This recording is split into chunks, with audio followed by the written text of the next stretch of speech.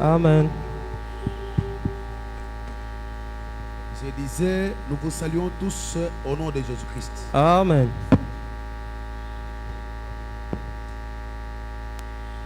Ok. Nous reprenons Tozwi lisusu le livre de 1 Samuel, mokanda liboso ya Samuel chapitre 17. mokapwa zomi na sambo. Nous commencerons la lecture à partir du verset 10e. Tokobanda litangi kobanda na molongo ya zomi. Nous allons aller jusqu'au verset 13e. Tokokende kino na molongo ya zomi na misato.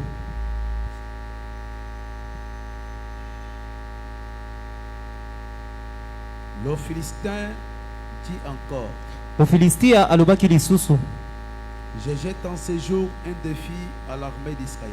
nazobwaka lisusu mbese na mampinga ya Israela.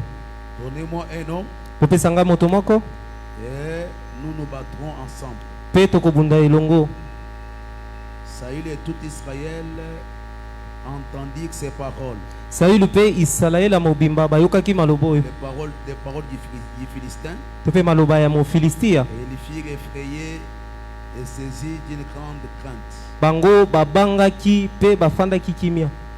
Or David était fils de cet Ephratien de Bethléem, Nzokande Dawidi azalaki mwana ya moto ya Efrat oyo ya Yuda, nommé Isaïe, o babengi na kombo ya Isaya, qui avait 8 fils, o azalaki na bana mibali mwambe, et qui du temps de Saül était vieux, avancé en âge. pe na ntango ya Sauli azalaki mpaka pe apusanaki vraiment na mibu. Les 3 fils aînés d'Isaïe avaient suivi Saül à la guerre. Bana mibali misato ya liboso ya Isaya balandaki Sauli kuna na etumba. Le premier de ces 3 fils qui étaient partis pour la guerre s'appelait Eliab. Ya liboso ya bana nyonso ya Dawidi oyo akendaki na etumba kombo na ezalaki Eliab. Le second Abinadab. Ya mibale Abinadab. Et le troisième Shama. Pe ya misato kombo na Shama. Ajoutons le verset 14. Tobakisa molongo ya zomi na mine. David était le plus jeune. Dawidi azalaki ya elenge penza. Et lorsque les 3 aînés eurent suivi Saül. Tango bakuluto misato balandaki Saül. On peut encore prendre le verset 49e. Tokoki lisusu kozwa molongo ya tuku minei na libwa Jusqu'au verset 50. kino na tuku mitano. Il mit la main dans sa gibecière. Atiaki loboko na libenga na ye.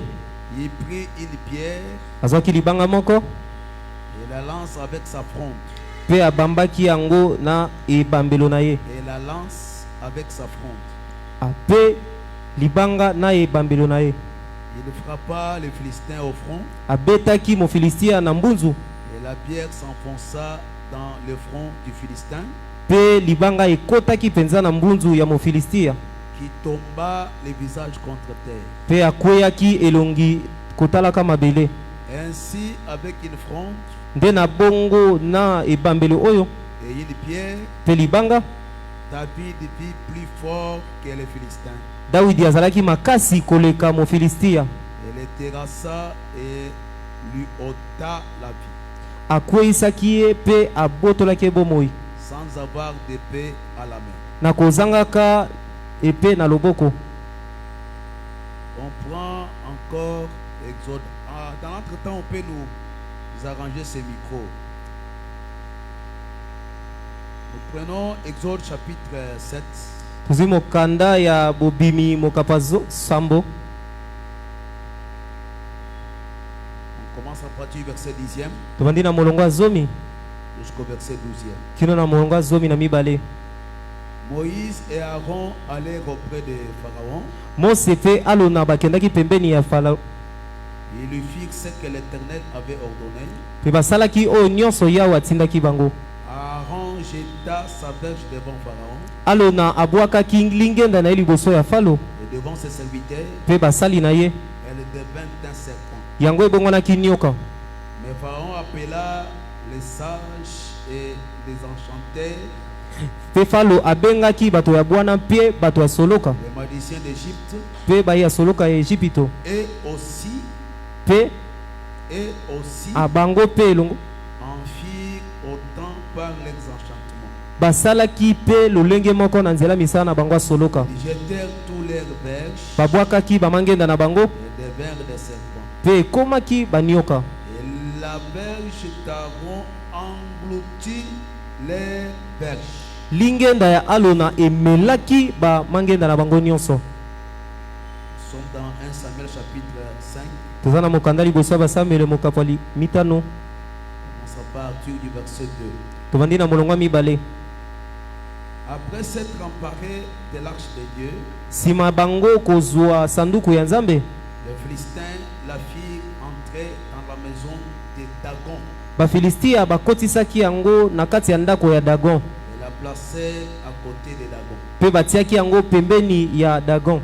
Le lendemain, Na mokolo ya lobi, les Asdoniens qui s'étaient levés de bon matin bato ya Astoni oyo batelemaki na tongo penza, trouvèrent Dagon étendu la face contre terre bakutaki Dagon elongi na ye na se devant l'arche de l'Éternel. liboso ya sanduku ya nkolo.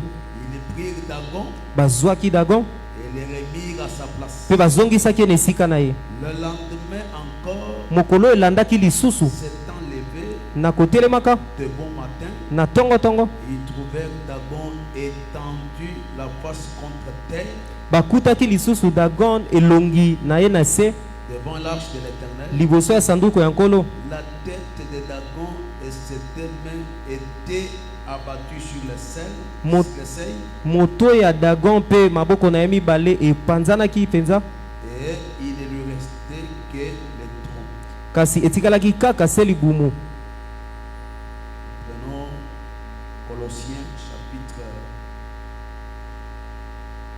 chapitre 2, Tozwi Bakolosien okapo nango ya mibale verset 14 molongo ya zomi na minei jusqu'au verset 15. kino na molongo ya zomi na mitano. Il a effacé l'acte dont les ordonnances sont condamnées. Apasolaki mokanda oyo mibeko na yango etelemelaki Il biso subsistait contre nous. oyo ebandaki kopesa biso etumbu. Et il l'a détruit en le clouant à la croix. Abebisaki yango na kobakaka yango na ekulusu. Il a dépouillé les dominations Alpinzolaki babokonzi nyonso et les autorités pe bankumu et les a livrés publiquement en spectacle pe atiaki bango na miso ya bato nyonso en triomphant d'elle par la croix. na kolongaka likolo na yango na nzela ya ekulusu. Qu'il plaise à notre Dieu d'ajouter la bénédiction à la lecture de sa parole. Esepelisa Nzambe na biso abakisa ndimbola na litangi ya likomi. Et notre prière est que Kosambo na biso eza ete ton intelligence soit Ma- ouverte maele na yo efungwama et que ton oreille soit circoncise pe litoi na yo ekata mangenga afin d'écouter les ainsi dit l'Éternel. po ete oyoka oyo elobi Yawe. C'était une recommandation. Ezalaki etinda Dieu a dit à Moïse, Nzambe abisaki Mose aie soin landela penza de faire tout d'après les modèles que tu as vus à la montagne.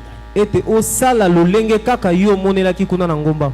C'était vraiment une recommandation. Ezalaki penza etinda Et Moïse devait reproduire textuellement ce qu'il avait vu à la montagne. pe Mose esengelaki penza azongela na lolenge kaka ye amonelaki na ngomba. C'est que la montagne c'était un modèle Engeloba ete ngomba ezalaki ndakisa auquel Moïse devait s'appuyer. oyo esengelaki Mose ayekamela.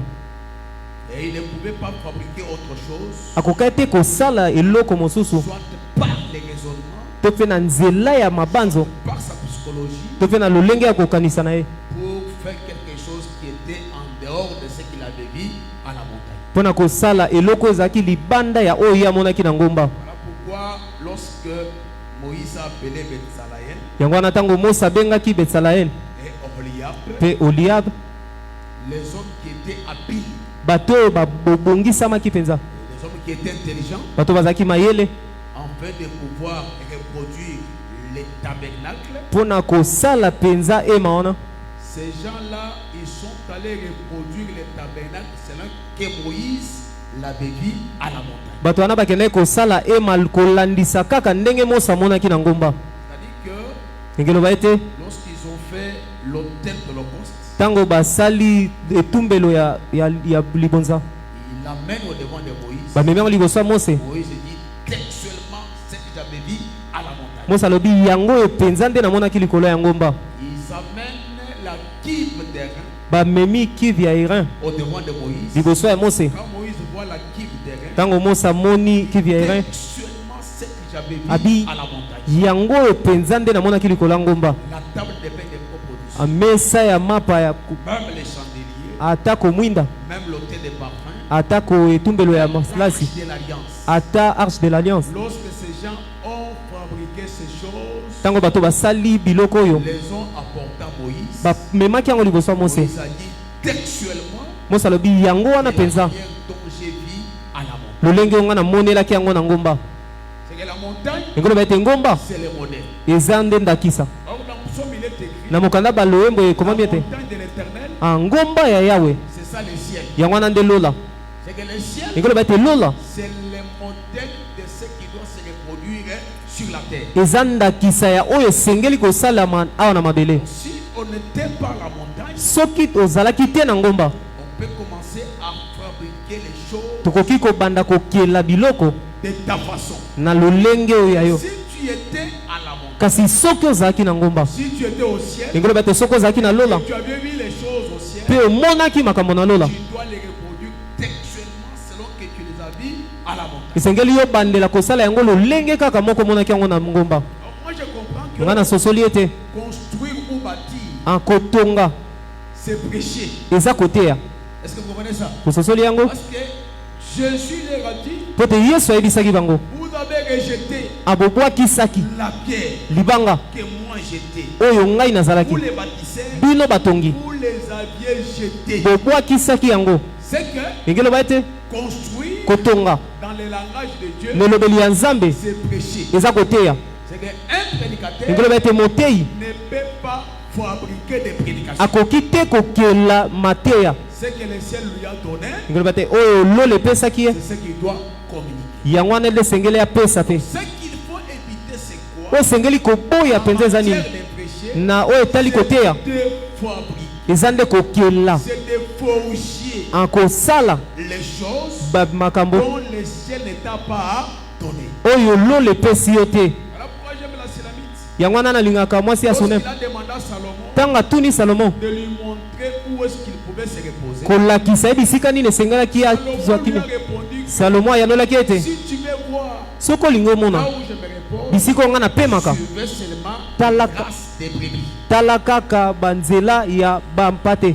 C'est que quand les brebis marchent, engoloba ete ntango bampate bazotambola elles laissent une trace. batikaka bilembo. Et si vous voulez voir Salomon caché, soki bolingi bomona Salomo abombami il faut seulement suivre les traces des brebis. esengeli kaka kolanda bilembo ya bampate. Si je comprends, awa nasosoli ete les brebis, bampate ce sont les apôtres. eza bantoma. Donc si vous voulez voir Christ soki bolingi bomona Kristo comme étant le vrai Salomon, lokola Salomo na esolo suivez seulement les traces des apôtres. bolanda kaka bilembo ya bantoma. Parce que moi je crois po te que ngai nandimaka dans le ete champ de Boaz, na kati ya elanga ya Boazi Ruth luta ne pouvait glaner que derrière les monsonnaires. akokaki kaka kolokota na nsima ya bato balokotaka. C'est-à-dire les monsonnaires ont déjà glané dans les champs. engoloba ete baloni balokotaki Elle maintenant son tour mpe na ntango na ye suivre les monsonnaires esengeli alanda baloni afin de pouvoir glaner derrière eux. mpo na kobuka mpe na nsima na bango. En tout ça, qu'est-ce que je veux dire? Na nyonso wana na ngai naloba nini La prédication, liteya ce n'est pas nous qui avons commencé ça. eza biso te nde tobandaki yango. Il y a les gens qui nous ont laissé les modèles. eza na bato batikela biso Alors, lolenge quand nous prêchons, yango wana ntango biso nous toteyaka devons suivre les modèles de ceux-là qui nous ont précédés. esengeli tolanda mpenza ndakisa ya bato bayaki liboso na biso Comprenons mpo que tososoli ete et ils ont reçu du Seigneur ce qu'ils nous ont enseigné. bango bazwaki nde na nkolo oyo bango batangisaki biso. Voilà pourquoi, yango wana en dehors de l'enseignement des apôtres, libanda ya lilakisi ya bantoma il n'y a pas un autre enseignement eza na lilakisi mosusu te qui puisse former un fondement. oyo ekoki kozala lokola moboko. Donc, les fondements, engelo bate moboko ce sont les apôtres. eza nde bantoma Et les apôtres, Pe bantoma. ceux qui nous ont fondés comme les fondements, oyo esalaki bango ba Ils maboko l'ont wana reçu du Seigneur. bayambaki yango na nkolo. C'est que Ekeloba ete quelqu'un veut prêcher. soki moto alinga teya Disons-nous, nous sommes dans la maison. toloba lokwa Si toza na quelqu'un ndako veut prêcher, soki moto alinga teya il doit emboîter les pas des apôtres. esengeli alanda lokolo ya bantoma. Quelque chose Kasi eloko moko que les apôtres n'ont pas prêché, oyo bantoma bateyaki nous te n'avons pas le droit de le dire. toza na nzela te ya koloba yango Parce que ça peut apparaître bon po te ekoki à nos oreilles. ekoki oyo ekobima lokola kitoko na matoi na biso, kasi soki bilembo eza te Nous ne pouvons pas suivre ça. tokoki te kolanda yango. Que Dieu nous bénisse. Amen. C'est que les apôtres, ekoloba ete bantoma ils étaient avec Christ. bazalaki elongo na Ils kristo, ont eu les modèles bazwaki ndakisa à partir de Christ. wuta na kristo. Et quand nous venons entrer dans les champs qu'ils ont travaillé, ntango biso toyei kokɔta na elango basika bango nous devons batasaki, suivre de plus près les pas des apôtres. esengeli mpenza na bokebi nyonso biso tolanda Et balokolo ya une bantoma. bonne église, Mpe eklezia malamu c'est celle qui eza oyo a les fondements eza na moboko comme les fondements des apôtres. lokola moboko ya bantoma. Une bonne église, eklezia malamu c'est celle qui, eza oyo nde si elle veut marcher, soki elingi etambola elle marche atambolaka sur les traces na se na nsima ya d'apôtres. baapôtre. Une bonne église, eklezia malamu pas celle qui fabrique les choses. eza oyo te ekelaka bamakambo, Parce que nous sommes dans la modernisation. po te toza na kilelo, On doit adapter ça, esengeli totia yango que nous soyons tout comme tout le monde. po te toza lokola bato nyonso. Écoutez, Boyoka. quand Israël a demandé un roi, Ntango Isalaele asiengaki nkumu, Samuel les a dit, Samuel ayebisaki vous bango abandonnez l'éternel tobwakisi Yawe comme étant votre roi. lokola nkumu na Et bino. vous voulez avoir les rois comme cela chez font chez les nations. Bino bolingi bozwa nkumu lokola bato ya bikolo bazwaka. Et en réalité, Na solo mpenza Israël Isalaele avait jeté un regard en dehors. abwakaki miso libanda, Donc, ils ont vu que Bamo- les nations avaient les rois bamonaki ete bikolo bazalaki na bankumu, et aussi à l'étour, bango mpe na ntango na bango de rejeter l'éternel. esengaki babwakisa Yawe C'est chercher des rois. mpo bamilukela nkumu. N'oubliez pas que Bobosana te ete si Dina était violée, soki Dina babebisaki ye, si elle était violée, soki babebisaki ye qu'elle était sortie eza po ete abimaki pour aller voir les filles du pays. mpo na komona bana basi ya engumba. C'était là qu'elle a été vue Eza bisika wana nde bamonaki et ye elle était violée. mpe babebisaki ye. Restons en Jacob, Totikala kati na Yakobo, parce qu'en Jacob, po te kati na nous Yakobo avons les 12 fils. toza na bana zomi na Nous avons mibale, les 12 fils en lokwa toza Jacob. na bana zomi na mibale. En réalité, Engelo ba ete nous sommes posés sur les vrais fondements. tofandisami likolo ya moboko ya On malamu, n'a pas besoin d'emprunter. toza na posa te ya kodefa, On n'a pas besoin d'aller chercher ailleurs. toza na posa te ya kokende luka libanda, Parce qu'ils ont fait ça. po te bango basali boye Nous aussi, biso mpe nous devons les adapter. esengeli mpe tolanda lokolo na bango. On n'adapte personne. Biso tolandaka lokolo ya moto te, Mais notre modèle, kasi ndakisa na biso c'est le ciel. eza nde lola. Or, le ciel, Nzoka nde lola c'est tout un homme. eza moto mobimba, moto wana C'est Jésus. ye eza nde Yesu Kristo. En dehors de Jésus, Engelo bete libanda na il n'y Yesu a pas Kristo d'autre modèle. toza na ndakisa mosusu te.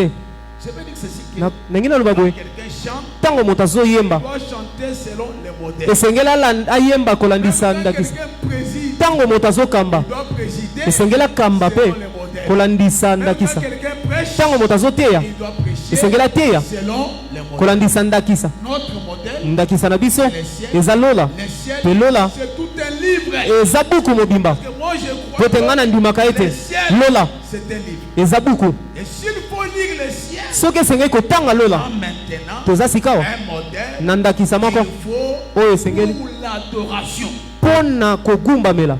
Les mages ont lu le ciel. Bamage batalaki lola Avant qu'ils ne voient le Fils, yambo bango bamona mwana mobali, ils ont vu d'abord le ciel parlant du Fils. bamonaki nanu lola kolobela Ils Kristo ont vu son mwana, étoile tomonaki à epeme l'Orient. kuna na Orient Et nous sommes venus mpe toye pour l'adorer. mpo na kogumbamela ye. Et si le ciel ne parle pas, Ngelo bete soki lola elobi te il n'y a pas d'adoration. kogumbamela eza te. Votre adoration, Legumbamela c'est biso quand le ciel parle. eza ntango lola Et elobi. le signe du ciel, Engelo ba ete bilembo ya lola s'il est remarqué par le ciel, soki emonisami na lola alors que eza nde na ntango wana ces signes babilembo wana s'accomplissent esengeli ekokisama sur la terre. na awa na mabele. Parce que la terre, Po te mabele c'est une forme. eza mwasi, Et comme étant une forme, lokola eza mwasi, tous les désirs de la femme baposa nyonso ya mwasi ebalukaka kaka epai ya mobali na le ye. mari de la Engelo terre, bate mobali ya mabele eza nde lola. c'est que la terre Engelo bate mabele ne peut rien faire ekoki te kosala eloko sans le ciel. ciel. soki lola te. Que Dieu vous bénisse. Amen. Voilà pourquoi je vous rassure. Yango wana ndo ndimisa bino ete Dans l'assemblée des saints, na kati ya lisanga nous basantu sommes vraiment sur des bonnes bases. toza penza na bomboko ya malamu. Pourquoi? Pona nini? Parce que tout se fait selon les modèles du ciel. Po ete nyonso esalama kolandisa ndakisa ya lola. Et nous disons que Yango wana tozoloba ne ete perdons pas courage. tobungisa Parce que makasi dans te. le vrai, Po ete toza na solo le vrai, ya solo c'est les modèles eza nde de ndakisa la montagne. oyo ya ngomba. Que Dieu vous bénisse. Amen. Que Dieu bénisse. Amen. Que Dieu bénisse. Amen. Voilà pourquoi ici, Yango wana awa s'il y a quelque chose soki eza na eloko qui moko ne cloche pas, oyo on ezokangama te doit te demander où est-ce que tu as tiré les modèles. esengeli totuna yo bisika nini ozwaki ndakisa. Si ce n'est pas le ciel, soki eza na lola te là, ce sont tes raisonnements, wana eza nde bamabanzo na yo, tes pensées, eza makanisi na ce yo, sont tes philosophies. eza balolenge no ya komona ya makambo mpe na kati na yango Il n'y a pas le salut. lobiko eza te. C'est pourquoi je vais vous conseiller que yango wana azopesa bino toli dans ete toute chose, na makambo nyonso s'il n'y a pas le salut, soki lobiko eza te ne donnez pas votre main d'association. bopesa te loboko na bino ya boyokani. Si quelque chose n'est pas salutaire, soki eloko wana ezomema na lobiko il te n'y a pas du salut dans ça, soki lobiko eza te na kati na ne yango le faites pas bosala yango te parce que tout le monde le fait. po ete bato nyonso bazosala yango. Que Dieu bénisse. Amen. S'il n'y a pas du salut dans quelque chose, soki lobiko eza te na kati ya eloko moko autant mien, beza malamu mingi c'est réservé. akomikanga Au lieu de se joindre à la majorité na esika ya kosangana na bato ebele pour pécher, mpo na kosumuka mais autant mien, beza malamu c'est réservé. komikanga Parce que Dieu, po ete nzambe il n'est pas toujours dans la majorité. azalaka kaka te elongo na bato ebele Mais Dieu kasi nzambe est dans sa parole. aza kaka na liloba na ye. Voilà pourquoi, yango wana si la parole me dit de faire ça, soki liloba eyebisinga nasala et boye que le monde me dit de faire ça, mpe mokili eyebisinga nasala je oyo dois m'allier à la parole. esengeli na mikanga nde na Parce que liloba la parole, po te liloba c'est la vérité. yango wana nde solo. Même si beaucoup de gens à l'intérieur, ce qui n'est pas vrai, atako bato ebele bazoloba ete bazolanda oyo eza ya mabe ne suivre, na kolanda bango te je dois rester esengeli nga natikala derrière la parole. na nsima liloba Parce que dans la po te parole, na kati ya liloba il y a le salut. eza na lobiko. Que Dieu vous bénisse. Amen. S'il n'y a pas du salut, soki lobiko eza te retirez-vous bomibenda ou soit to mpe réservez-vous. bomikanga. Mais s'il y a le salut, kasi soki lobiko ezali donnez-vous tout entier. bomipesa mobimba Parce qu'en dehors de ça, po te libanda na yango pas autre chose. leloko mosusu eza te. Pourquoi nous croyons que yango na biso tondimaka ete na kati ya lisanga basantu eza na lobiko. le salut, lobiko c'est dans la parole. eza na kati ya Et quand liloba. quelqu'un reçoit la parole, ntango moto ayambi liloba il est sûr aza mpenza ya kondimisama de son salut. na lobiko na ye. J'ai trouvé un prédicateur quelque part, namonaki motei moko esika moko il prêchait, abandaki koteya il dit, alobi la vie éternelle, bomoi ya seko même moi qui vous prêche, ata ngai oyo nazoteya je ne bino sais pas nayebi te si j'aurai la vie éternelle. soki nazwa bomoi ya seko. Lui-même dit ça. ye moko azoloba yango Même moi qui vous prêche, ata ngai oyo nazoteya bino bomoi ya seko ngai moko je ne sais pas nayebi te si j'aurai la vie éternelle. soki nazwa bomoi ya seko. Et comment tu dois nous présenter la vie éternelle dont toi tu n'es même pas sûr? yo ndenge nini okoki otalisa biso bomoi ya seke soki yo moko ndozondima yango te. Paul a dit à Timothée, po ete polo ayebisaki timote fais sur toi-même senzela likolo na yo et moko sur ton enseignement. mpe likolo ya lilakisi En na yo les faisant, na kosalaka yango tu te sauveras toi-même. okomibikisa yo moko ekoloba ete Tu liteya dois d'abord sauver les prédicateurs. esengeli ebikisa na Donc, si motei. le prédicateur n'est pas sauvé, soki motei abikisami il ne te sera pas sauvé. akokoka te Parce que kobikisa. Paul dit que po ete polo alobi fais ete sur toi-même. senzela likolo na yo moko mpe likolo ya lilakisi na yo na kosalaka bongo Tu te sauveras toi-même. okomibikisa yo moko Mais aussi un grand nombre mpe bato ebele qui t'écoutera. oyo bakoyoka yo. Voilà pourquoi moi je comprends que yango na ngai nasosoli le ete salut lobiko commence à la chair. ebandaka awa na etumbe. Si les gens qui passent à la chair soki bato oyo bazoleka na sont chair sauvés, babikisami nous aussi, biso mpe nous serons sauvés. tokobikisama. Ah, que Dieu bénisse. Amen. Si quelqu'un qui passe à la chair, soki moto aleki awa na il chair n'est pas encore sauvé, abikisami nano te nous n'avons pas de l'espérance que toza na elikya te ete tokobikisama. un prédicateur qui dit, motei azoloba voyez, la vie éternelle, bomoi ya seko moi qui vous prêche, ngai nazoteya je ne bino sais pas nayebi te si j'en aurai. soki nazwa yango Mes frères, nango nayebi ese retourne dans les bancs. zonga na Parce que kiti quand quelqu'un monte à la po chair, ete ntango moto amati ya il a liboso d'abord l'assurance de son salut. aza nano elikya ya lobiko na ye Et l'homme donne ce qu'il a. mpe moto apesaka kaka oyo aza nango. Toi, tu as la vie, soki oza na bomoi tu dois la communiquer au peuple. esengeli opesa yango mpe libota. Toi, tu ne sais pas que tu ne seras pas Soki sauvé. yo oyebi te soki obikisama. Qu'est-ce que nous serons devenus? Biso tokozuka ndenge Tout nini? le temps qu'on a passé, Mpe batango nyonso tu tolekisi. nous diras quoi? Okoyebisa biso nini? Que Dieu vous bénisse. Amen. Que Dieu vous bénisse. Amen. S'il y a le salut, Soki lobiko ezali quelque chose, na kati eloko moko. donnez-vous corps et âme. Bomipesa misuni mpe S'il n'y a misuke. pas du salut, Soki lobiko eza te. réservez-vous, Bomikanga. soit et retirez-vous. To mpe bomibenda. Que sert-il à un homme Nini yango esengeli na de gagner tout ce monde, ya kolonga mokili mobimba perdre sa vie? mpe kobungisa bomoi na ye. En réalité, Ndenge loba na solo s'il n'y a mpenza. pas la vie dans quelque chose, Soki bomoi eza te na kati eloko, je ne peux pas me donner. nakoki te Et komipesa. quand je me donne, Ntango nazomipesa, je sais que nayebi ete il y a du salut. eza na lobiko. Que Dieu vous bénisse. Amen. Vous qui êtes venus ce soir, Bino boye na pokwa lelo. que Dieu vous bénisse. Amen. Parce que Po ete vous avez donné de l'importance bopesi motuya au salut. na lobiko. Et comme vous êtes venus pour le salut, Lokola boye mpo na lobiko, moi je crois que nga na ndimi tel ete que vous êtes venus, lolenge ka boye parce qu'il y a du salut, po ete lobiko ezali, que vos vies soient sauvées au nom de Jésus. babomoi na bino ebikisama na kombo na Yesu.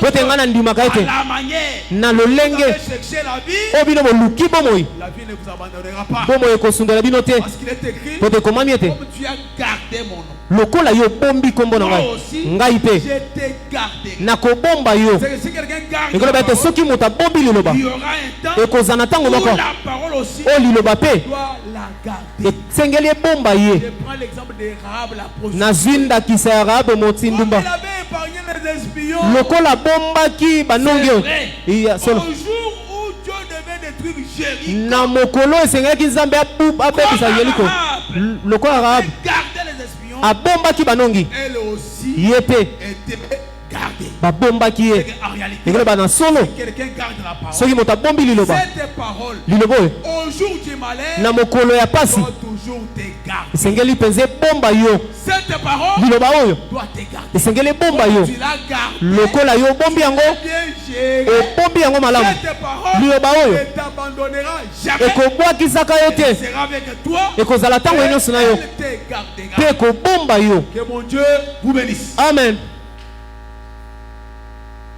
La pensée que je vous ai apportée, likanisi oyo namemeli bino il y a tout un plan du salut. eza na mabongisi nyonso ya lobiko. Et retenez que Bokanga ete David le 8e, Dawidi ya mwambe, le 7e, ya sambo, le ya 4e minei et les premiers fils. mpe ya liboso, C'est que dans tout ça, na nyonso il wana y a un plan du salut. eza na libongisi ya lisieko. David le 8e, Dawidi ya mwambe c'est Dieu à l'éternité. eza nzambe na seko.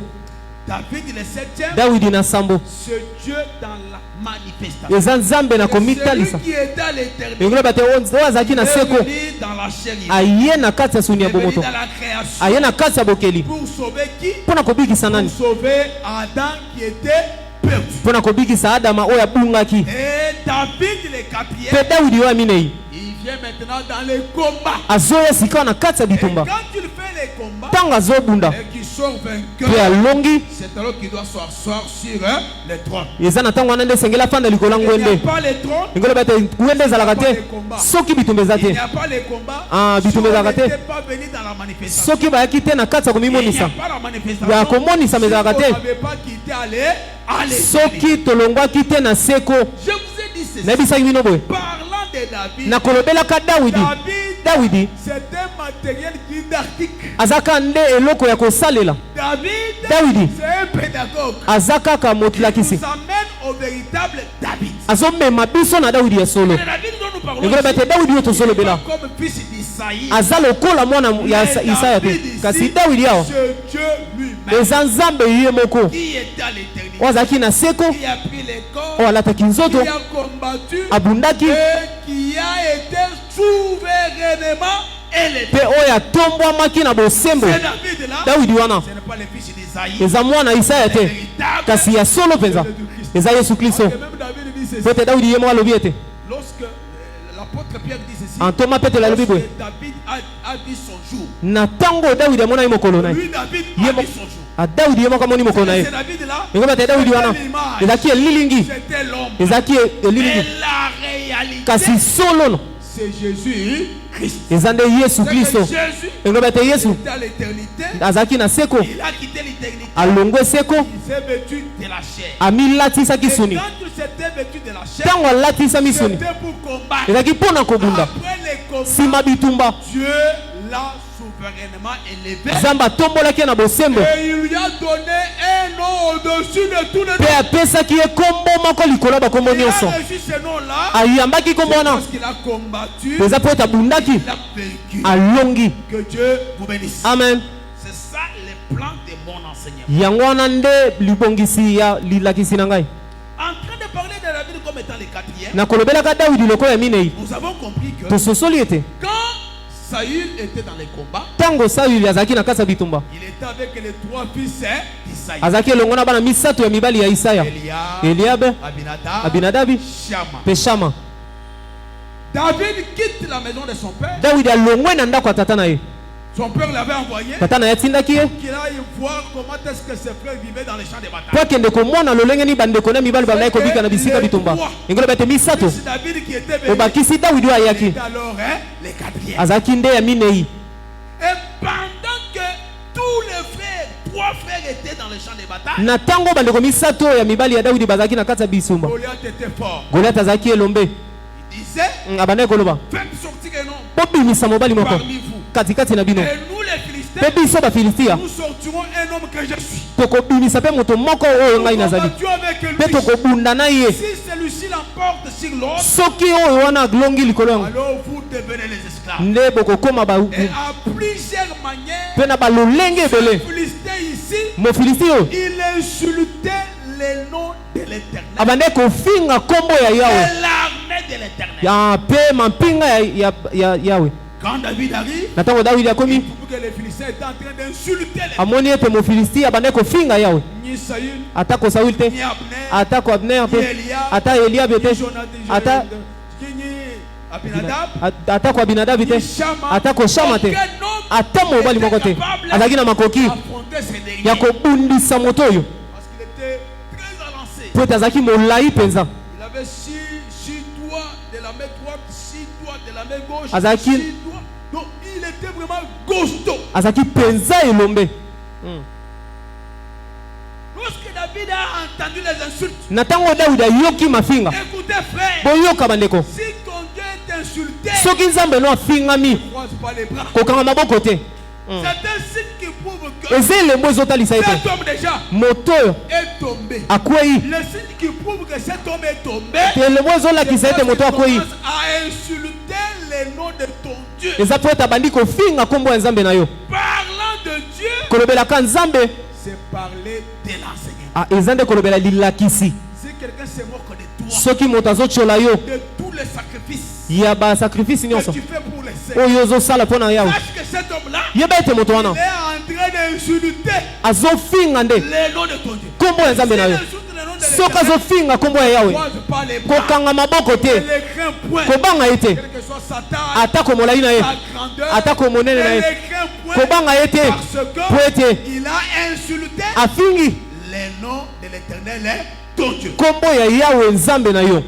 Que Dieu bénisse. Amen. Et David, suivant tout ça, Mpe Dawidi kolandaka nyonso wana, il a demandé aux gens, atunaki bato, qu'il faudra faire nini yango oyo osengaka kosala pour celui qui battra ses fils. mpo na moto akolonga Mofilisti oyo. Parce qu'en réalité, Po ete na solo on ne peut pas combattre bakoki te kobunda si on ne sait pas soki toyebi te ce qu'on gagnerait après. nini yango tokozwa nsima. Et s'il faut combattre, Engoloba ete soki esengeli vous kobunda les lancer dans les combats, mpo na kokɔta na kati ya bitumba, sachant que ntango ozokɔta bitumba après esengo koyeba ces combats nsima ya bitumba oyo serait couronné. na kolatisama motole. S'il n'y a pas d'intérêt, Soki intere eza te, ne combattez pas. abobunda te. S'il n'y a pas d'avantage, Soki mbano ezali te, ne vous livrez pas. bomibonza te. Voilà pourquoi David Yango na Dawidi avait compris que asosolaki que ete fera-t-on nini yango à bakosalela celui qui terrassera ses Philistins. moto ya kolonga Mofilisti oyo. Oh, mais David, Dawidi celui qui va l'abattre, oyo akolonga ye, le roi dit que nkuma alobi ete il lui donnera sa fille pour femme. akopesa ye mwana na ye lokola Si molongani. c'est pour la femme, Soki eza mpo na mwasi il doit combattre. esengenga na bunda, Et en réalité, mpe na solo il va lui donner même la moitié de son royaume. akopesa ete eteni ya bokonzi na ye. Nous comprenons yango na biso tososolo ete parler de la femme, kolobelaka mwasi c'est parler du royaume. eza kolobela nde bokonzi. Entre la femme et le royaume, katikati ya mwasi mpe bokonzi on voit les deux choses. eza biloko mibale te. Vous savez, lorsqu'Adonis est venu, boyebi ntango adonisha ayaki il a demandé à Bishak la Slamite. asengaki abishagi oyo ya sulami, Il a envoyé sa mère, atinaki mama na ye la maman de Salomon. mpe mama ya salomo. Quand elle est venue, ntango aye elle dit donne Abishag à ton frère. abipesa abishagi epai ya ndeko na yo mobali. Salomon dit que salomo alobi ete il fallait que tu demandes pour lui-même les royaumes. esengelaki na yo kutosengela te bokonzi. C'est que la femme ekoloba ete mwasi est égale à les royaumes. akokani nde na Pour bokonzi. avoir la femme, mpo na kozwa mwasi pour avoir les royaumes, mpe mpo na kozwa ye il faut bokonzi combattre. esengeli kobunda. Dieu vous bénisse. amen. Donc, s'il n'y a pas d'intérêt de la femme, soki mbano ya mwasi ezali te on ne combat pas. tobunda te. Souvenez-vous que bobanza mpenza Othniel, otiniel lorsque Caleb a pris sa fille, na ntango kaleba azwaki mwana ye mwasi non d'Aksa, na nkombo ya aksa elle a mis sa fille en danger. mpe atiaki ye na kati ya Il dit, celui qui battra Kirjat Efer, abi celui qui battra Kirjat oyo Efer, akolonga kijake fe il prendra Aksa comme sa fille. akozwa mwana. Othniel, son frère cadet, otiniel mwana ya suka a combattu. abundaki. C'est que ekeloba ete en tout état de cause, na mbano nyonso on doit mpenza combattre esengeli tobunda pour la femme. mpo na mwasi. Voilà pourquoi Jésus, yango wana yesu notre Seigneur, nkolo na biso il a mis sa vie en danger. soki atiaki bomoi na ye mpenza Il na a bo combattu. mpe abundaki C'est parce que la promesse de la femme lui était accordée. eza mpo ete elaka ya mwasi epesamelaki Et ye cette femme-là, mpe mwasi wana c'est toi et moi. eza yo na Et ngai. Jésus, ekoloba ete il yesu s'est lancé dans les combats soki amikotia na bitumba parce qu'il savait que eza mpo ete ayebaki ete nsima na yango le prix d'un vainqueur, mbano ya molongi c'est la femme. eza mwasi. Que Dieu bénisse. amen Que Dieu bénisse. amen. Le prix d'un vainqueur. mbano lifuti ya molongi eza mwasi. Voilà pourquoi des fois je me moque des célibataires. yango wana ntango mosusu natiolaka mwa moke banzemba. Tu verras un célibataire. omona monzemba azosala mosala Tu travailles pourquoi? ozosala mosala mpo na Tu nini? n'as pas une femme. oza na mwasi te. Tu travailles pourquoi? ozosala mosala mpo na Je nini? travaille beaucoup pour ma famille. nazosala mosala mingi mpo na libota te. On ne doit pas beaucoup travailler pour sa famille. akoki te kosala mosala mingi mpo na libota na On ye. doit beaucoup travailler pour sa famille. esenge kosala mingi mpo na mwasi na yo. C'est ce que Jésus fait. yango wana nde yesu En asalaki tant que le roi des rois, lokola nkumu ya tu bankumu. travailles beaucoup. soki azosala mingi C'est à cause de toi. eza mpo na yo. Que Dieu vous bénisse. amen Que Dieu bénisse. amen. Attention, kasi bokebi pour se marier, mpo na kobala il faut avoir l'âge de 40. esenge na kozwa mibu tuku minei. C'est ce que nous disons que eza yango wana nde tozoloba un ete mariage en dessous de 40 ans libala na se ya mibu tuku minei n'est pas vraiment un mariage. eza mpenza te libala oyo efandisama na solo mpenza. Pour se marier, mpo na kobala il faut avoir esenge kozala l'âge de 40 ans. na mibu tuku minei. C'est ce que nous disons que yango wana tolobaka ete tu peux risquer okoki d'aller divorcer parce que tu n'as pas cet âge. kokende kokabwana po ete oza na mibu wana te. Cet âge-là, mibu wana il n'est pas physique. eza ya bomoto te. Parce que Jacob po ete yakobo s'est marié à 40 ans. abalaki na mibu tuku En minei réalité, na solo mpenza l'âge de 40 ans, mibu etuku minei c'est l'âge de la maturité. eza mibu oyo ya kimokolo. Je conseille, nazopesa si toli tu n'as pas de la maturité, soki oza na lolenga ya kimokolo te kobala te. que Dieu bénisse. amen. Si tu n'as pas l'âge de 40 ans comme étant l'âge de la maturité, soki oza na mibu tuku minei te lokola mibu ya kimokolo ne te marie pas. kobala te. Parce que l'âge de 40 ans, po ete mibu ya tuku minei c'est l'âge de l'autel. eza mibu ya Vous savez, l'autel, hein, etumbelo. l'autel otumbelo supporte même la charge d'un grand sacrifice. ekokaka mpenza poa wana ya mbeka monene. Si on prend le taureau, soki batie ngombe on dépose sur l'autel, batie likolo ya etumbelo, elle doit supporter la charge. etumbelo esengeli mpenza ekoka yango. C'est qu'en réalité, ekoloba na solo si tu n'es pas en mesure soki oza na makoki de te supporter la charge de ya la femme, kokoka bacharge ya mwasi ne te marie pas. kobala te. Je vais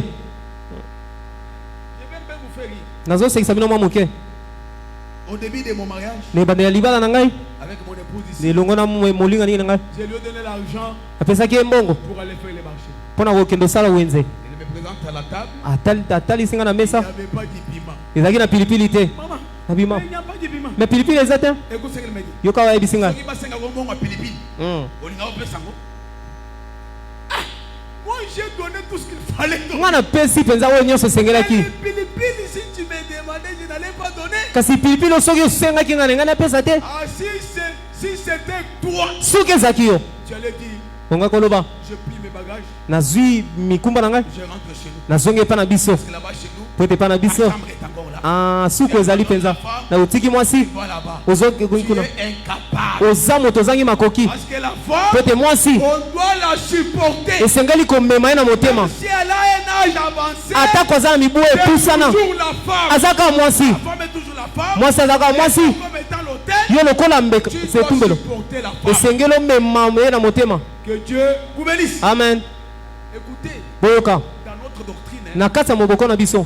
la femme Mwasi a droit à trois choses. abongi na biloko misato. Donc si tu te mets à te marier, Engelo bete soko okei kobala. toi tu dois aimer ta femme, Esengeli yo linga mwasi na. mais dans l'amour de l'homme envers la femme, Kasi na bolingo ya mobali epa mwasi na ye. Eza na biloko misato. premièrement, Ya liboso il faut que la femme mange. esengeli ete mwasi alia. Ça c'est vraiment un droit. Wana eza penza oyo ebongi na ye. Deuxièmement, Ya mibale il faut que la femme se vêtisse. esengeli ete mwasi alata bilamba. Troisièmement, Ya misato sur le plan conjugal, na oyo etali makambo ya libala il faut que tu sois aussi fort. esengeli ozala penza makasi. C'est que la femme Engelo aime bete manger mwasi alingaka kolia kolata et aussi pe sur les lits, likolo ya elle mbetu sente que asi ayoka ete épouser un homme. na bala nde mobali. Que Dieu bénisse. Amen. C'est que la responsabilité réside en ces trois choses. Engelo bete mokumba efandisami na biloko misato. Il faut que la femme mange, Engelo bete mwasi esengeli alia il faut que la femme se vêtisse. esengeli ete mwasi alata Et aussi sur le plan conjugal, pe na makambo etali libala que la kuna femme se sente à l'aise. mwasi ayoka na kimia. Que Dieu bénisse. Amen. S'il n'y a pas ces trois choses, Soki biloko misato eza te tu es irresponsable. oza moto ozangi makoki. Permettez-moi de t'appeler irresponsable. Pesa ngai nzela ya kobenga moto azangi makoki. Comment on peut venir dans ta maison? Lolenge nini bakoya na ndako na yo? Les valises de l'homme, Bakuti basaki ya mobali beaucoup d'habits. bilamba ebele Mais dans les valises de la femme, kasi na kati ya saki ya il n'y mwasi a même pas d'habits qu'il faut pour la femme. eza penza ata na bilamba oyo esengeli te mpo na mwasi. Il y a des hommes comme ça. Eza na bamibali ya bongo Puis s'il veut sortir, ye soki alinga il bima sort chic, azobima kitoko il s'habille bien, azolata kitoko il est présentable. azomonisa Mais malamu quand la liboso. femme sort, Kasi ntango mwasi c'est abimi la honte. eza nde soni.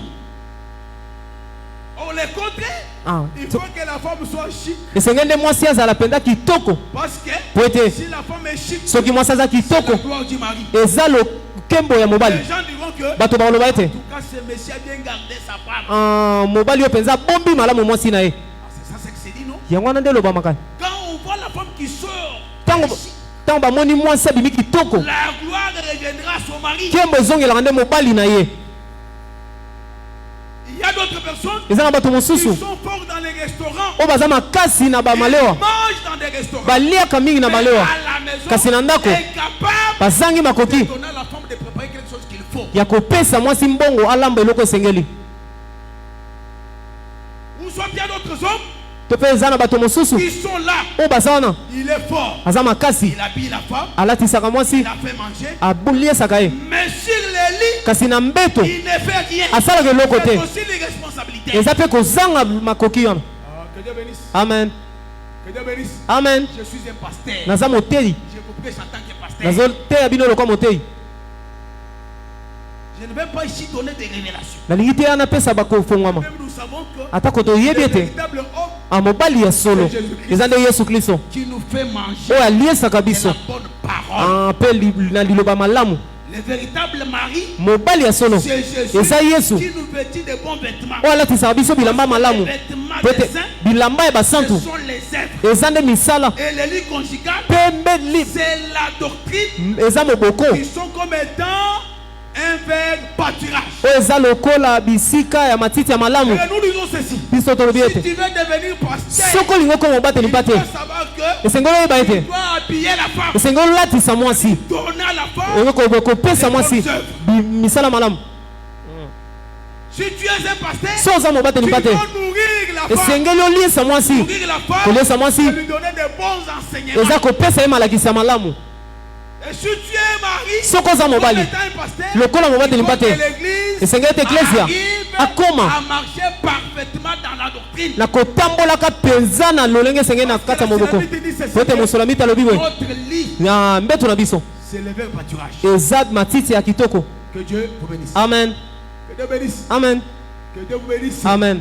Vous verrez un pasteur bomona mobateli mpa te qui va se marier. walinga bala Il va voir l'église. walinga za eklesia kasi Il n'a pas la nourriture à donner à la femme. aza na bilia ya kopesa mwasi te, Il n'a pas les vêtements à donner à la femme. aza na bilamba ya kopesa mwasi te, Il ne lui convainc pas sur le plan conjugal. abongi na ye te kuna na mbeto.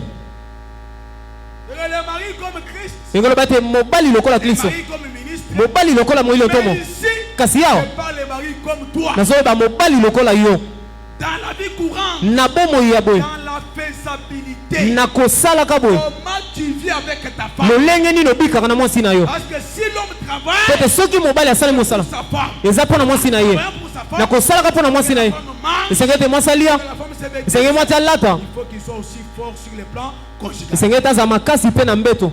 Que Dieu bénisse. Amen. Oh, que Dieu bénisse. Amen.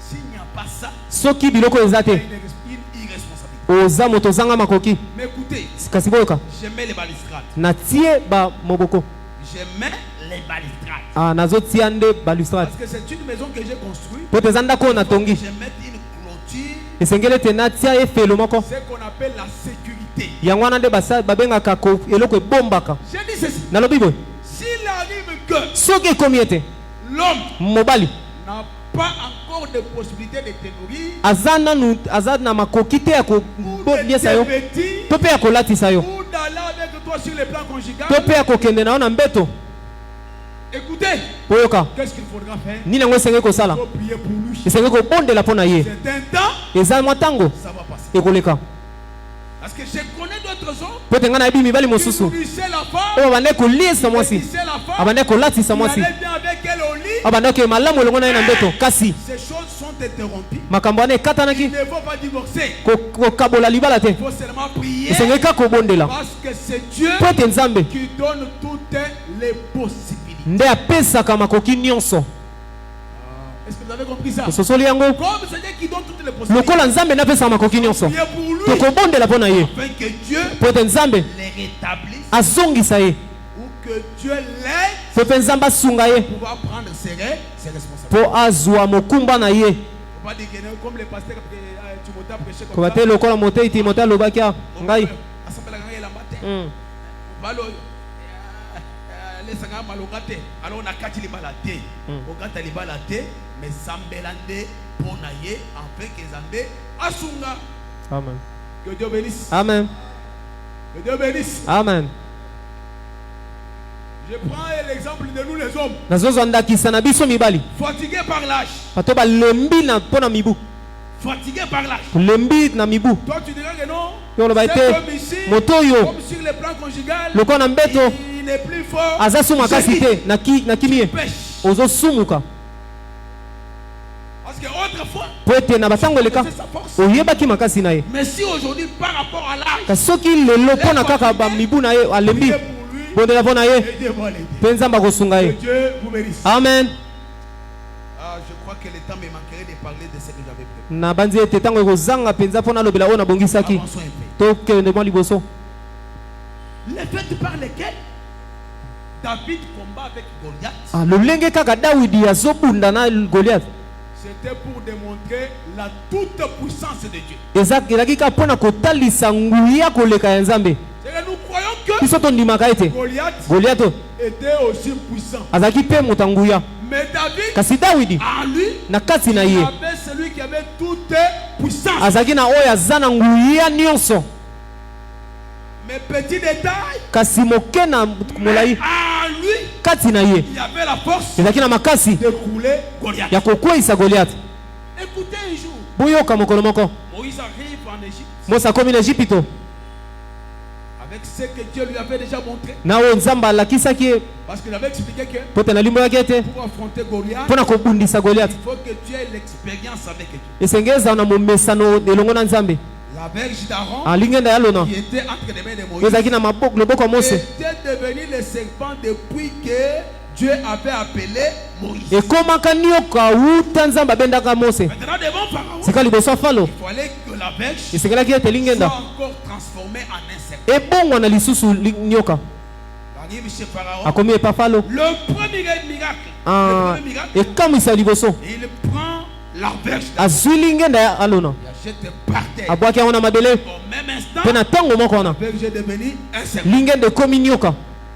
Pharaon a regardé. Falo atali Il a rigolé. asekaki C'est ça. abi oyo C'est ça que vous avez fait. oyo bosali oyo Il a appelé les magiciens, abengi bato asoloka les astrologues. bato astronaute Ils sont venus avec leurs verges. bayaki na mangenda na bango Allez démontrer-les otalisa bango que ce qu'ils ont fait, ete oyo bango basali nous aussi, biso mpe nous pouvons le faire. tokoki osala yango. Écoutez, Boyoka ce que Dieu fait, oyo nzambe asalaka il n'y a aucun homme eza na moto moko qui te peut le faire comme lui. oyo akoki osala ngo lolenge ya Moi, je crois que nga na ndimaka ce ete que notre Dieu fait, oyo nzambe na biso il n'y a asalaka aucun eza na homme moto moko qui te peut oyo akoki faire osala ce que Dieu fait. oyo nzambe asalaka. Je vis ce Dieu na mona nzambe guérir les gens de sida. kobikisa bato ya sida C'est que la médecine a échoué. engelo bato oyo to médecine Dieu l'a esimbaki réalisé. nzambe asalaki yango. Ah, que Dieu bénisse. Amen. Je vis ce Dieu-là na mona nzambe wana qui prend un bourrique, oyo azwi moto azanga il n'a mayele pas étudié. oyo atanga te Dieu le prend, nzambe azwi ye il le fait asseoir, afandisi il ye le trône avec les grands. na ngwende elongo na Ce que Dieu bamikuni peut faire, oyo nzambe akoki il n'y osala a aucun homme eza na moto moko te qui peut le faire. oyo akoki osala yango. Dieu fait toujours des grandes choses nzambe asalaka kaka mama minene oyo moto ne peut pas. akoki te. Que Dieu bénisse. Amen. Dès que tu es là, lolenge oza wana Dieu peut te transporter. nzambe akoki omema yo Il te fait quitter les Congos. alongoli yo na Congo Tu te retrouves aux États-Unis. omikuti na États-Unis Et les gens se demandent mpe bato bamituli ah qui a fait ça. nani yango asali nani yango asali Il yango répondait que yanola kaka il n'y a que Dieu eza kaka nde qui nzambe peut faire comme ça. akoki osala bongo.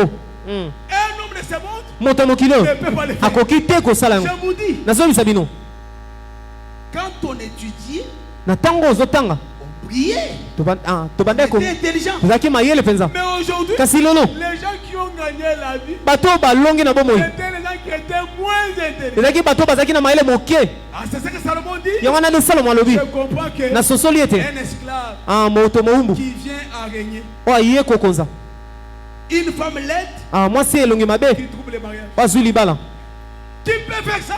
nani Il akoki n'y a osala yango. que Dieu qui peut le faire. eza kaka nde nzambe akoki osala yango. Ah, que Dieu t'accorde sa bénédiction au nom de Jésus. nzambe apesa yo lipamboli na ye na Ce que komona Dieu peut faire, nza oyo nzambe akoki osala noko na yo ne peut pas le faire. akoki te kosala yango. Un député ata depute ne peut pas le faire. akoki te kosala yango. Un président ata mokambi ne peut pas le faire. akoki te kosala yango. Ce que Dieu peut oyo faire, nzambe akoki il osala n'y a que lui eza kaka ye qui peut le nde faire. akoki osala yango. Amen.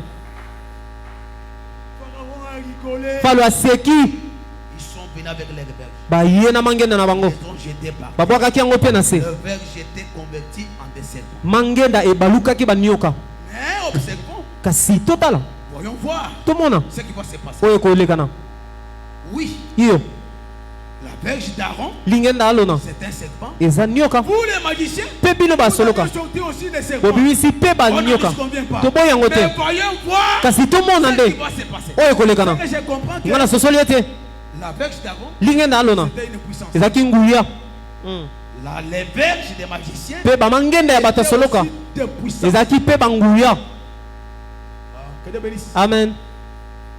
Mais écoutez, kasi boyoka lorsque Pharaon commença à observer, ntango falo abandi kotala avec tous les spectateurs qui étaient là, ana bato nyonso bazalaki wana kotala le serpent d'Aaron nioka ya alona a commencé à engloutir tous les serpents des magiciens. abandi komela banioka nyonso ya bato ya soloka.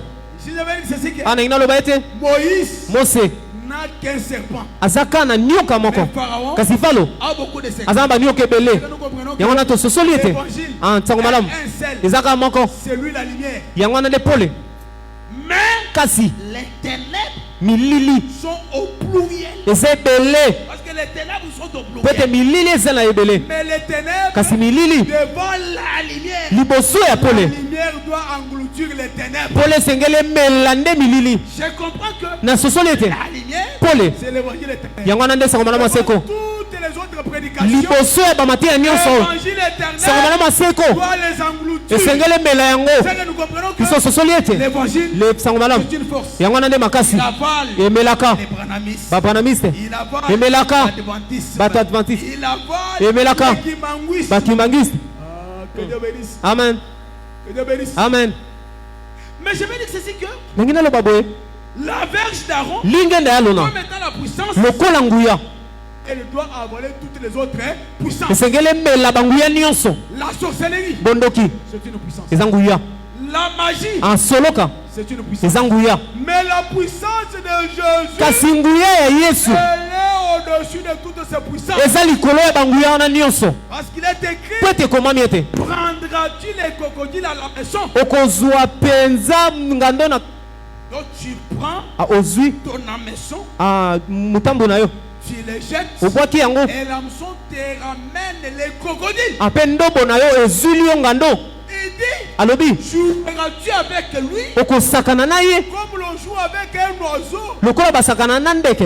Est-ce que tu peux attacher les crocodiles à une corde Okoki penza kokanga ngando na singa et amener tes filles pe omema bana na yo s'amuser avec elles? po basakana na ye. Est-ce que vous pouvez vous liguer Okoki penza kosangana pour dire que mpona koloba ete nous attendons les crocodiles? tozozela ngando Quand il viendra ici, ntango akoya nous allons l'attraper. tokokanga ye. Les critiques me disent que Likombi elobi na ngai ete c'est en vain. eza na pamba De ces choses nde bozosala makambo oyo à son seul aspect. na lolenge na ye kaka Quand les crocodiles apparaissent, ntango ngando à amimonisi son seul aspect, na komiona ye kaka boye on est terrifié. tobangaka. Que Dieu bénisse. Amen. C'est que la puissance de Jésus, ekolobi ete nguya ya Yesu elle est plus que la puissance des sorciers. eza koleka nguya bondoki Même les sorciers de ta ata famille. bandoki ya libota na yo. Dites-leur que Yebisa bango ete vous êtes sorciers. boza bandoki Je ne refuse pas. naboyi te Mais mon Dieu kasi nzambe na nga est plus grand que votre sorcellerie. aza monene koleka bondoki na bino. Dites-leur que koyebisa bango vous ete êtes magicien. boza bayasoseloko naboyi yango te. Kasi La puissance de Jésus nguya ya Yesu est au-dessus de votre magie. eza likolo ya soloka na Si vous bino. le croyez comme ça, Soki bondima yango bongo il t'amène plus fort. koloba amina makasi. Parce que la Amen. puissance de Jésus ekoloba ete nguya ya Yesu est plus que eleki mpenza toutes les puissances. banguya nyonso. Amen. Qui a déjà dit ça? Nani amona yango Il m'appuie avec un amen très fort. andibisanga na amina Il monene. a déjà compris Nani que asosole la ete puissance de Jésus nguya ya Yesu est plus que la puissance eleki de nguya tous les magiciens. ya bato ya soloka nyonso. Que Dieu vous bénisse. Amen. Un jour, mokolo moko dans les combats, na kaza bitumba l'arche s'est affaiblie sanduku elembaki pour être prise par les Philistins. mpona kozwama epa bafilistia. Parce que l'arche, Po ete sanduku c'est Dieu. eza nzambe Mais kasi devant les Philistins, liboso ya bafilistia Dieu s'est affaibli. nzambe amilembisi. C'est comme ça avec Dieu. yango wana nde eza Il y a nzambe des fois, eza na batango moko Dieu s'affaiblit. nzambe akomaka bolembu. Or, Kasi dans cette faiblesse, na kati ya bolembu wana faites attention, posala il bokebi y a une puissance qui se dégage. eza na nguya oyo etalisamaka. Dieu peut permettre à ce que nzambe akopesa nzela ete qu'il soit là comme un oiseau. azala wana lokola ndeke. Pilate peut les toucher. Pilate akoki kosimba ye, Herode, Caïphe Kaife et tout ce monde-là. mpe bato wana nyonso Et s'affaiblit. amilembisi. Mais Kasi faites attention. bosala Quand bokebi Dieu s'affaiblit, ntango nzambe alembi dans sa faiblesse, na kati ya botawu na ye il y a une énergie. eza na makasi moko, eza na nguya moko. Ah, parce que ce Dieu-là, Po ete nzambe wana il s'affaiblit amikomisaka botawu afin qu'un po jour, ete mokolo moko il soit fort. akoma makasi. Dieu qui était Dieu nzambe azalaki nzambe s'est affaibli. akomaki moto ya botawu Prenant la chair, na kolataka nzoto. il était faible. nzambe ayaki nzoto akomaki botawu. Que Dieu bénisse. Amen. En portant la chair, na kolataka nzoto Dieu nzambe était devenu faible. akoma ye moto ya Vous botawu. pouvez le toucher, okosimba ye vous pouvez s'amuser avec lui. okokosaka na ye. Alors les Philistins l'ont récupéré. mpe na bongo bafilistia bazwaki ye. J'aime ces gens-là. nalingaka bato wana Ils prennent l'arche, bazwi sanduku ils la mettent là où il y avait l'air. Dieu. batie yango bisika nzambe na bango azalaki. Là où Dieu était Dagon. nzambe na bango ezalaki nde Dagon. Et c'était même dans les temples de Dagon. ezalaki mpe na tempelo ya Dagon On a pris l'arche, nde bazwaki sanduku on l'a placé là-bas. batie yango kuna. C'est que l'arche ekoloba ete sanduku contre Dagon. na kotelemelaka Dagon. Et ils sont sortis bango babimaki et ils ont fermé la porte. mpe bakangaki ekuke. Moi je crois que ngana ndimaka ete Même Goliath avait ata compris. Goliath asosolaki On ne ete peut pas combattre en vrac. tokoki te kobunda pamba. Cherchez parmi vous Ah, un homme. ya ebele boluka katikati Et na nous moloba aussi, nous sommes un homme. biso mpe toza moto. D'où vient que Branham entre dans la maison? Il entrera où? Akokota wapi? Parce que c'était soit les Dagons Parce avec l'âge, peut ezaki to mpe Dagon na sanduku soit Goliath to mpe Goliath avec l'âge, na, avec David. na Dawidi. Demain de grand matin, Lobi na yango na tongo makasi ils arrivent. baye Ils ouvrent la porte. bafongoli ekuke Ils trouvent que bakuti ete Dagon était tombé la face contre terre. Dagon akweyaki elongi kotalaka mabele Et là, j'étais toujours en place. mpe sanduku ezalaki kana esika na Je yango. vais démontrer que Nazotalisa ete si David soki Dawidi était descendu pour akitaki combattre Goliath, mpona kobundisa Goliath pour faire montre que eza mpona kotalisa ete David Dawidi avait la toute puissance. azalaki na nguya nyonso. Comme Dagon était Dieu, Lokola Dagon ezalaki nzambe fabriqué par les mains des hommes, wasalamaki na maboko ya bato il pouvait les transporter, bakokaki komema il ye pouvait l'établir. bakomaki kotia ye esika moko. Esaïe dit que Mpe te esa ya lobi boye ces gens-là, bato wana ils vont en brousse, bakendaka na zamba ils coupent un morceau de bois, bakati eteni ya nzete taillent les babongisi yango ils lui donnent les yeux, bapesi miso ils lui donnent les oreilles, bapesi ils matoi lui donnent la bouche. bapesi monoko. Mais malheureusement, Kasi libaku mabe Dieu-là nzambe wana a les yeux, aza na miso mais il ne voit pas. amonaka te. Ce Dieu-là Nzambe wana a les oreilles, aza na matoi mais n'entend kasi pas. ayokaka te. Ce Dieu-là Nzambe wana a la bouche, aza na monoko mais ne parle pas. kasi alobaka te. Comme Dagon Lokola Dagoni était un Dieu fabriqué par azalaki les mains. nzambe oyo asalamaki na maboko ya bato, On l'a trouvé par terre, bakutaki na se on l'a redressé. batombolaki ye lisusu. Prends courage, Zwa makasi le combat continue. abitumba ezokoba Comme ça demain, lobi on verra que toi, tokomona ete yo aussi fort. oza mpe makasi.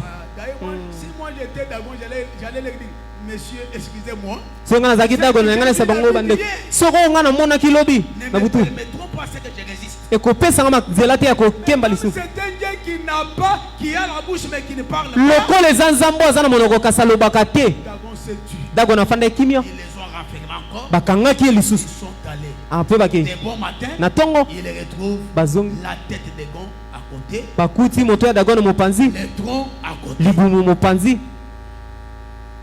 C'est pour démontrer que Eza mpona kotalisa ete l'âge, sanduku les serpents ya et David nyoka ne mpe sont Dawidi qu'une seule chose, ezaka se moto pour moko démontrer mpona kotalisa yo toute puissance de Dieu. nguya monene ya nzambe. J'ai dit à quelqu'un ce soir, nazobisa moto moko na poko si tu as créé ce message, soki ondimeli si sango tu oyo as créé cet évangile, soki ondimeli sango c'est malamu pour que les gens voient eza po ete bato bandima que ton bamona Dieu ete nzambe na est yo plus puissant que aza na leur Dieu. nguya koleka banzambe na bango, Que ton Dieu ete nzambe na yo est grand aza monene plus que leur Dieu. koleka banzambe na bango Et nyonso. l'assemblée dit Amen. Lisango eloba amina amen. Si toi tu as créé cet évangile, Soki ondimeli sango malamu eza mpona kotalisa ete nzambe na yo le Dieu de cet évangile nzambe ya esango est plus malamu puissant que les sorciers de ta famille. aza nguya koleka bandoki ya libota na yo. Le Dieu de cet évangile Nzambe ya sango malamu est plus puissant que les dieux de ceux-là qui sont tes collègues.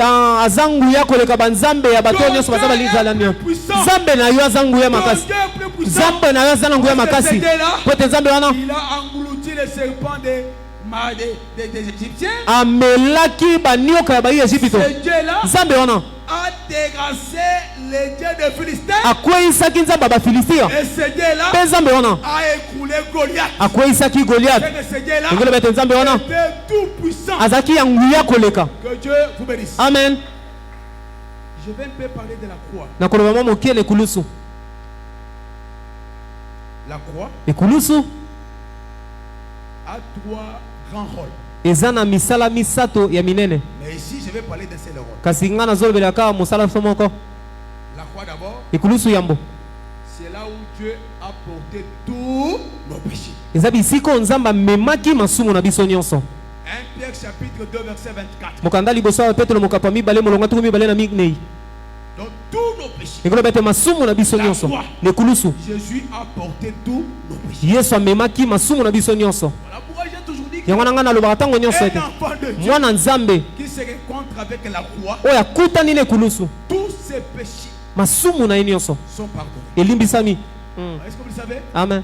Tout celui qui se croise avec la oyo croix, nyonso akutani na ekulusu tous ses péchés. masumu ne nyonso Oh, il a tué les gens. atako aboma bato asalaki boye to mpe boye La croix lekulusu porte tout le péché. ememaka masumu nyonso Tel que je suis là, lokola naza wana je peux te scandaliser. nakoki obetisa yo Moi, libaku je ne suis pas un péché. ete ngai naza mosumuki te Parce que Jésus mpo ete yesu a pris mon péché à la croix. azwaki lisumu na ngai na ekulusu L'assemblée des saints, lisanga ya ce n'est basantu pas une assemblée de péchés. eza lisanga ya basumuki te Que Dieu bénisse. amen Parce que tous nos péchés, mpo ete masumu na biso Jésus nyonso les a portés à la yesu croix. amema yango na ekulusu Deux, ya mibale la croix ekulusu nous a amené la réconciliation. ememaki biso na boyokani lisusu C'est que nous nous étions éloignés. ekoloba ete biso tokendaki mosika Nous terrestres, biso na mabele nous étions éloignés tozalaki mosika du céleste. ya oyo eza na elola Et quand la croix est apparue, ntango ekulusu emitalisami nous qui étions éloignés. biso tozalaki mosika Colossiens chapitre 1 verset 20.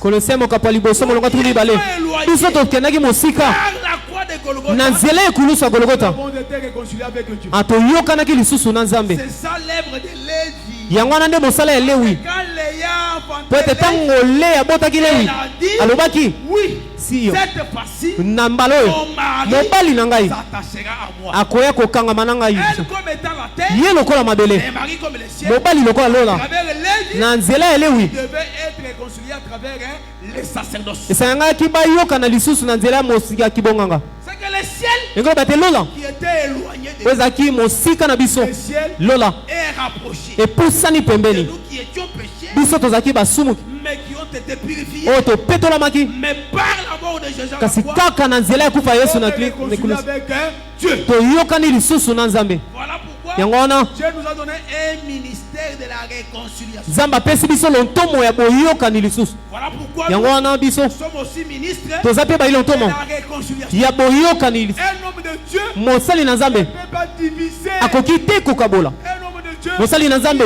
réconcilié. ayokanisaka lisusu Que Dieu bénisse. amen Il est réconcilié. azongisaka Parce que elongo l'œuvre de la croix po ete mosala ekulusu nous a donné le modèle epesi biso de la ndakisa réconciliation. ya koyokana ya boyokani Nous nous sommes réconciliés avec Dieu à travers la parole. toyokani lisusu na nzambe na nzela ya liloba Mais toi, ya misato c'est ce que j'ai lu dans Colossiens chapitre 2, eza yango na ntangi na kolosien mokapo ya mibale verset 14-15. molongo ya tuku minei C'est là où je Nabako. vais un peu m'étaler. eza bisika wana nde na kofanda moke Il a effacé l'acte alongolaki bamikanda dont les ordonnances nous condamnaient. oyo baordonnance ebandaki kotelemela biso Il a dépouillé alpinzolaki les autorités babokonzi et les dominations mpe bakokonzama en triomphant d'elle par la croix. na kolongaka likolo nango na nzela ya ekulusu Ce que David avait fait là ekoyeba te oyo dawidi asalaki wana reflétait la croix. ebandaki kotalisa ekulusu Parce que la croix po ete ekulusu devait dépouiller esengelaki epinzola toute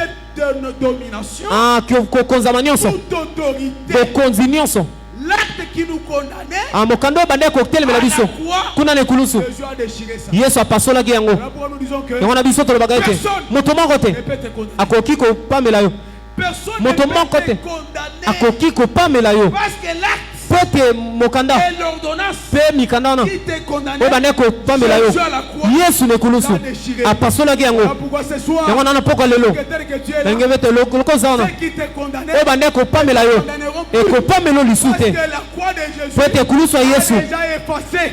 elongolaki La croix de Jésus ekulusu ya a yesu déjà déchiré. epasolaki Ah, que Dieu bénisse. amen Et toute domination mpe babokonzi et nyonso toute autorité ont été défiées à la croix. yango wana nyonso ekwesamiki na ekulusu C'est que la croix de engoloba Jésus ete ekulusu ya yesu c'est une force eza makasi qui dépouille oyo les ezopinzola dominations, bokonzama wana oyo ezopinzola babokonzi nyonso oyo ezopinzola les princes de ce monde. bana ya bakonzi ya mokili oyo Maintenant écoutez, sika boyoka la croix, ekulusu 1 Corinthiens 1:18, mokanda liboso ya bakorinto moko ce n'est pas des petits bois eza bamabaya mibale te ya que mike l'on peut croiser, oyo bakoki otia yango kotelemela mettre dans les coups, mpe kotia na kingo commencer à marcher avec sa femme. kotambolaka na yango bisika Mais nyonso la croix, kasi ekulusu c'est la prédication. eza liteya Ah, que Dieu bénisse. amen La croix, c'est l'évangile. ekulusu eza sango malamu. C'est que quand quelqu'un reçoit l'évangile, Eko bate tango moto ayambi sango malamu. il tous ses péchés. Ah batie mopanzi na Quand quelqu'un limasu. croit l'évangile, Tango moto andimeli sango malamu. il est réconcilié avec Dieu. Ayokani lisu na Et quand Nzambe. quelqu'un croit l'évangile, Tango moto andimeli sango il malamu. n'y a aucune domination, Eza na bokonzi il n'y moko a te. aucune autorité, Eza na bokonzi que mimoko. ça soit ancestral, Ezala ya que bokoko. ça soit coutumier, Ezala ya il n'y a bakutime. pas d'autorité sur toi. Eza su na bokonzi Parce kona yo que te. Jésus Po ete Yesu a déjà vécu ça. alonga yango. C'est que ce que David Yango a bate fait, o Dawidi asalaki. de l'œuvre de la Ebane kotalisa mosala ekulusu. aujourd'hui. Lelo. Quand vous écoutez la parole, Tango bozoyoka liloba. il n'y a aucun démon, Eza na demu na moko il te. n'y a aucune puissance Eza na nguya moko qui te. peut te dominer. Oyo ekoki okonza yo. Aucune autorité Eza na bokonzami moko te. qui peut te dominer. Oyo ekoki okonza yo. Jusqu'à la Po croix, ete na ekulusu. Jésus les avait vaincus. Yesu alongaki bango. Et comme Jésus avait vaincu, Lokola Yesu alongaki bango. nous aussi, Biso pe nous sommes plus que vainqueurs. toza koleka balongi. C'est lui qui nous a aimés. Po na nzela oyo alinga biso. Oyo alinga biso. C'est Jésus Eza Yesu. au mont de Golgotha. Kuna na ngomba Golgotha. Comme il nous a aimés, Lokola alinga biso. toi aussi, Yo pe tu es plus que vainqueur. oza kumolongi ya koleka. Aucun sorcier Ndoki moko te ne peut pas te dominer. akoki olonga yo. Est-ce que tu le crois comme ça? Amen. Aucun magicien Ma mosoloka moko te ne peut te dominer. akoki okonza yo. Tika bango basala bakisi. Mm. Mais il y a yo nzambe aza kisi oyo eleka bakisi ya bato nyonso. Nyonso. Amen. Même ata na quartier, même ata na veni, même ata na musala, il n'y a aucune force qui peut dépasser la force de ton Jésus. Eza na makasi moko te ekoleka na makasi ya Yesu. Tu es plus que vainqueur. Oza molongi ya koleka. Comme le serpent est englouti, Lokola banioka banimelamaki na tatoli. que toute puissance Ete banguya nyonso soit engloutie au nom de Jésus. emelama na kombo na Tout Yesu. qui t'attaque, Nyonso ezobundisa yo. maintenant là, Sikawa que Jésus est élevé, Yesu atombwami. que cela puisse obéir, Esengeli yango etosa. que cela puisse fléchir. Yango esengeli gumbama. Yo Tu feras des grandes choses. okosala makambo ya minene. Toi, Yo tu seras élevé. okotombwama. Toi, Yo tu seras grand. okozala monene. Tu Yo te marieras. okobala. Toi, Yo tu feras des grandes choses. okosala makambo ya minene. L'assemblée dise Amen. Lisanga eloba amina. Parce Po que ete notre vainqueur, molongi na biso c'est l'homme de Golgotha. eza moto ya Golgotha. Moto ya Golgotha C'est Jésus. eza Yesu Kristo. Pour ce soir, Mpona pokwa lelo. que Dieu vous bénisse. Amen. On se met debout. Totelemi.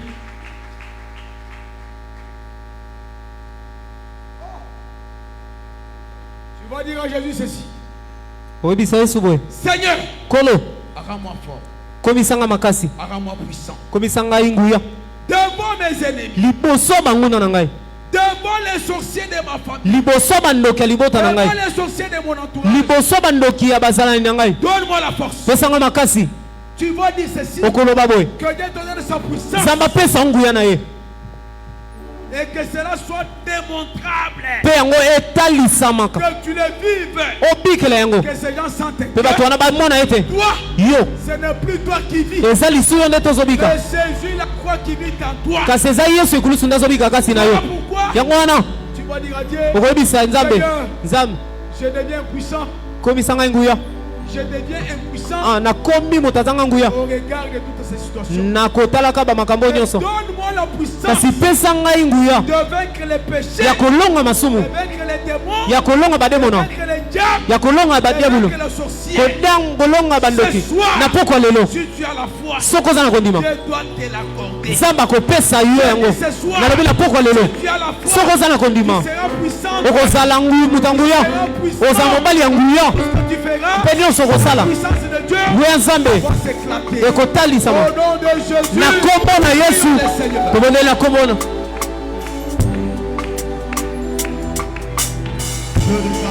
Je reviens ferme. Rends-moi fort, Jésus. Donne-moi la force, Seigneur.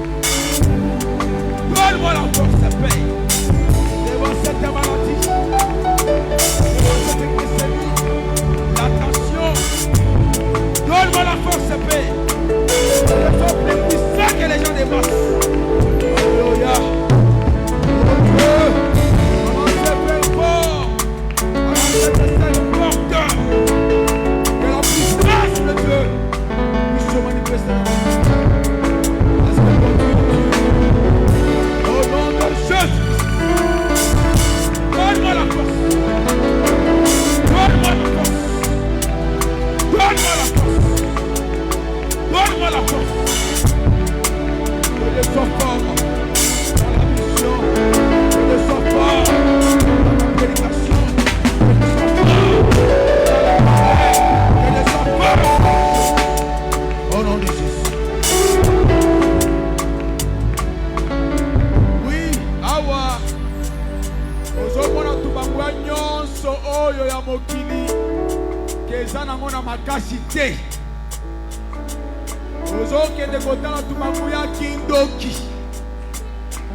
Ozo bloquer santé na yo, ko bloquer misala na yo, osoto bolingu ya Yesu eleka. Ata ba demo ya famille, ata ba demo ya quartier, ata ba demo ya malade, kende ko minimiser yango, kende ko bebisa yango, bagwa nyonso diable. Et ça la nuit des sangs de feu. Au nom de Jésus, la bête à Maboko, Mateko Sambela. Au nom de Jésus-Christ.